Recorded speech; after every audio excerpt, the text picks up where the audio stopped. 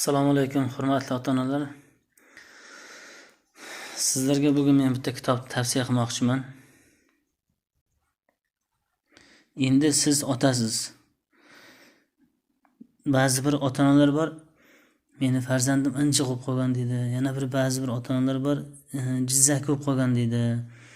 Yana ba'zi bir ota-onalar bor, men farzandim quloqsiz bo'lib qolgan deydi. Faqat o'zini aytganini qildiradigan bo'lib qolgan deydi yoki bo'lmasam turli xil o'zgarishlar, uni ruhiyatidagi o'zgarishlardan nolib yuradi. Endi nima qilsam ekan? Oxiri shu mollaga borsam ekan deydi. Chunki boshqa variantlar uni kallasiga kelmaydi ota-onaning. Endi siz otasiz degan bu kitob.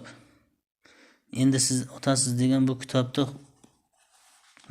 bir ochib ko'rsalaringiz, misol uchun u bilan oshno bo'ling, intilishlarni qo'llab-quvvatlang degan joylari bor. Savol berganda og'rinmang degan joylari bor. Har xil mavzularda bolangizga hayotiy tajribalarni o'rgating degan joylari bor. Juda ko'p tajriba, bolangiz bilan teng bo'ling degan joylari bor. Xullas, bolangizni kitobxonlikka odatlantiring degan joylari bor. Juda zo'r kitob. Tavsiya qilaman men. Bolangizni hech kim bilan solishtirmang degan joylari bor. Bolangizni ruhiyatiga, ichki dunyosiga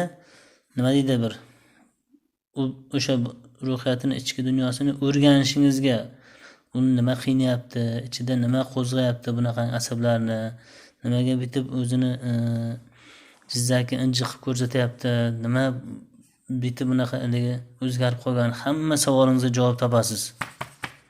Men tavsiya qilaman shu kitobni. Bolangizni hech kim bilan solishtirmang. Juda ko'p ota-onalar xatosi. Mana shuni ham o'rgatgan ota-onalarga shu kitobda. Endi siz otasiz. Bu xohlagan kutubxonadan topsangiz bo'ladi. Mana ichki tomondagi avtorlarni ham tashab qo'yaman mana. Begmuhammad Ziyoddin, Yusufjon Jo'raboyev, Luqmon Bo'ruxon avtorlari. Sahifa nashriyoti 2023.